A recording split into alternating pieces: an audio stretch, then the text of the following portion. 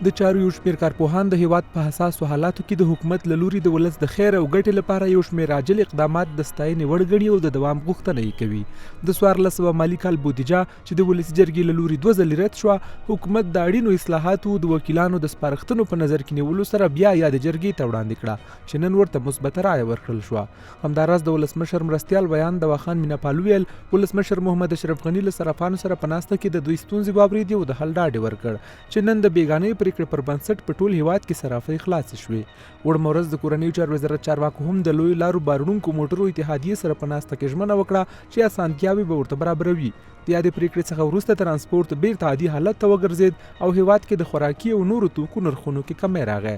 د چارو یو شمېر کارپوهان په حساسو حالاتو کې نرمي او د خلکو ستونزو ته رسیدګي د یو مسؤل حکومتکار ګڼي او وایي د ولسمشر غني او نورو لوړپوړو چارواکو پر وخت پریکړې د ولس د هوساینې سبب ګرځي. دوی وایي حکومت د بودیجې په برخه کې د تقابل پر ځای د زغم سیاست خپل کړ چې پایله کې هم بودیجه ومنل شوه او هم د حکومت او ملي شورا ترمنځ د ټکر مخنیوی وشو. د چارو د یو شمېر نورو کارپوهانو په باور د لویو لارو د ترانسپورت د ستونزې د حل لپاره د امنیتي ارګانونو اصلاحات او د سوداګرو، صنعتکارانو او صرافانو ستونزو ته رسیدګي به د حکومت د لا پیاوړتیا لپاره اغېزناک ثابت شي. دا مشکلات دا چې رامنځته شوي او په اوضاع په عمومي ډول یو منفي تاثیر درلوده، اوس چې حل شول طبیعي ده چې د هیواد په داخلي اوضاع باندې مثبت اغیزه لري.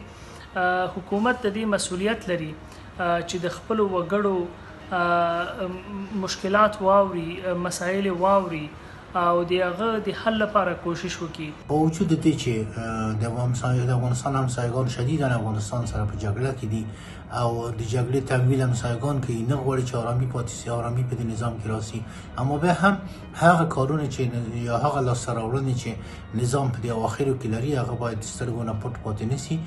په دې حساسو شیبو کې د تقابل په ځای د زغم نه کار واخیسته او دا د حکومت یوه ښه پالیسي وه. تاسو ولیدل چې د بودیجې تصویب ترسره شو، لویې لارې خلاصې شولې، صرافین یې خلاصې شولې. دا د یو ښه حکومتدلۍ څرګندونه کوي. په ټولنیزو رسنیو کې هم ګڼ شمېر افغانانو د بودیجې د تایید، د ترانسپورت او صرافیو د خلاصون په برخه کې د حکومت د هلو ځلو ستاینه کړې.